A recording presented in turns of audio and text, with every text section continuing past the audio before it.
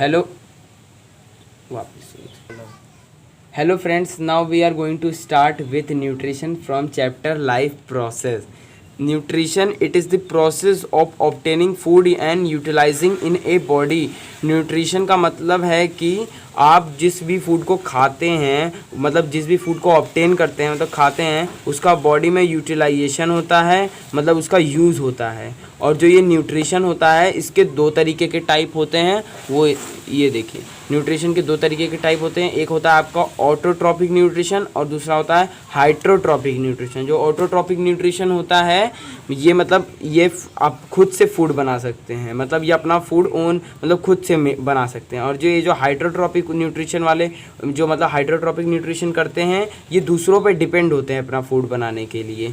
और hydrotropic nutrition के अंदर तीन तरीके के मतलब और न्यूट्रिशन आते हैं। पहला आता है पैरासाइटिक न्यूट्रिशन, दूसरा आता है सैप्रोफाइटिक न्यूट्रिशन, तीसरा आता है होलोजोइक। पढ़ने वाले parasitic nutrition, it is a mode of nutrition in which organism live inside और outside of other organism called host to derive the nutrition from it. इसका एग्जाम्पल है cuscuta and Leach.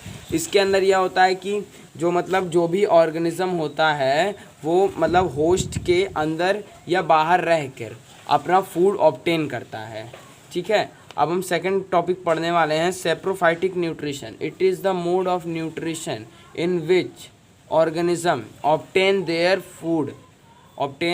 Food from dead decaying matter. इसके अंदर मतलब saprophytic nutrition ऐसा nutrition होता है जिसके अंदर जो भी ऑर्गेनिज्म होता है अपना फूड मरी हुई और सड़ी गली चीज़ों से लेता है। अब मैं आपको बताता हूँ होलोजोइक न्यूट्रिशन क्या होता है। Holozoic nutrition, it is a mode of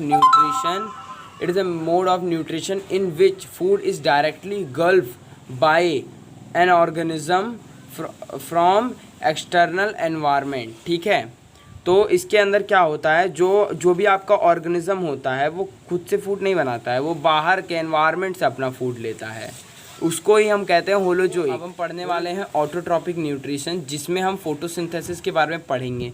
तो फोटोसिंथेसिस करने के लिए कौन कौन से मटेरियल रिक्वायर्ड होते हैं वो इधर आपके लिखे हुए हैं साइड में। पहला होता है आपका H2O, जो मतलब वाटर, ठीक है, और दूसरा आपका होता है सनलाइट, तीसरा आपका होता है क्लोरोफिल, एंड आपका फोर्थ वन होता है कार्बन डाइऑक्साइड। ठीक है, जो आपका H2O होता है वो आपका सॉइल में प्रेजेंट होता है और वो रूट के थ्रू प्लांट में जाता है। और जो आपका सनलाइट होता है, वो उसको मतलब क्लोरोफिल एब्जॉर्ब कर लेती है एंड देन उसको फिक्स कर देती है प्लांट के अंदर। और जो आपका क्लोरोफिल होता है ये आपका ग्रीन पिगमेंट होता है जो आपके लीफ में ऑलरेडी प्रेजेंट होता है। और जो आपका CO2 होता है वो आपका जो स्टोमेटा होता है CO2 को एब्जॉर्ब कर लेता है एंड देन उसको मतलब प्लांट में ट्रांसफ़र कर देता है।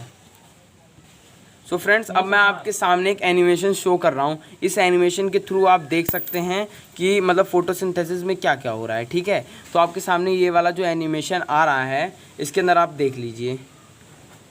आपका मतलब इधर से देखिए CO2 आ रहा है एंड आपका H2O मिलके O2 बना दे रहा है। ठीक है, इधर आप देख लीजिए इस वीडियो को। आप देख सकते हैं इधर से आपका CO2 आ रहा है एंड H2O आ रहा है एंड O2 बन के रिलीज़ हो रहा है।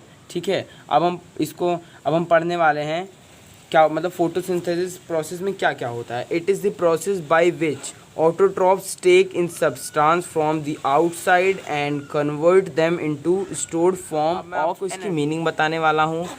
फोटोसिंथेसिस में जो प्लांट होते हैं बाहर से तीन तरीके के सब्सटेंस लेते हैं। आपका पहला सब्सटेंस हो गया H2O, दूसरा सनलाइट, तीसरा CO2। इनको ये स्टोर्ड फॉर्म ऑफ एनर्जी में कन्वर्ट करते हैं। देन इनको जब इसका यूज़ लगता है तब वो इसको यूज़ करते हैं। अब हम पढ़ने वाले हैं इवेंट्स अकर ड्यूरिंग फोटोसिंथेसिस, जिसमें हमारे पास एक फोटोसिंथेसिस की इक्वेशन है, जिसमें हमारे पास 6 मॉलिक्यूल हैं कार्बन डाइऑक्साइड के प्लस 12 मॉलिक्यूल हैं वाटर के, जो क्लोरोफिल एंड सनलाइट की प्रेजेंस में रिएक्ट करते हैं।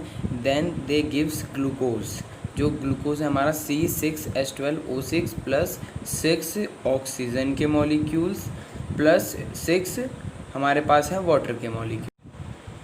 फ्रेंड्स, अब हम पढ़ने वाले हैं इवेंट्स जो अकर होते हैं फोटोसिंथेसिस प्रोसेस के दौरान। First is absorption of light energy by chlorophyll. So first event में अब मैं बताता हूँ आपको। फर्स्ट इवेंट में क्या हो रहा है, जो प्लांट होता है वो मतलब क्लोरोफिल उसके अंदर प्रेजेंट होता है, वो सनलाइट को एब्जॉर्ब करता है, देन वो फोटोसिंथेसिस प्रोसेस परफॉर्म करने के लिए उसको यूज़ करता है। Now second event is conversion of light energy to chemical energy and splitting of water molecules into hydrogen and oxygen. So second event में आपका जो आपकी लाइट एनर्जी है वो केमिकल एनर्जी में बदल जाती है, एंड जो आपका वाटर के मॉलिक्यूल्स हैं वो हाइड्रोजन एंड ऑक्सीजन में टूट जाते हैं। So third event is reduction of CO2 to carbohydrate. इसके अंदर कार्बन डाइऑक्साइड रिड्यूस होके कार्बोहाइड्रेट का फॉर्मेशन करता है।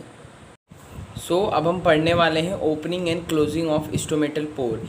Stomatal pore open when guard cell swells because water flows through them. ठीक है, गार्ड सेल में वाटर की फ्लो की वजह से गार्ड सेल स्वेल कर जाते हैं और स्टोमेटल पोर ओपन हो जाता है। सो यहाँ आप देख सकते हैं ओपन स्टोमेटल पोर की फिगर है। अब हम पढ़ेंगे closing of stomatal pore. Stomatal pore close when guard cell shrinks when water leave guard cell. ठीक है, अब मैं आपको बताता हूँ ये स्टोमेटल पोर क्लोज कब होता है। जब ये स्टोमेटल पोर के अंदर से जब वाटर लीव कर जाता है तब ये श्रिंक हो जाता है और एंड आपके स्टोमेटल पोर क्लोज हो जाते हैं। इन दिस वे हमने आपके चैप्टर लाइफ प्रोसेस का न्यूट्रिशन टॉपिक कंप्लीट कर लिया है।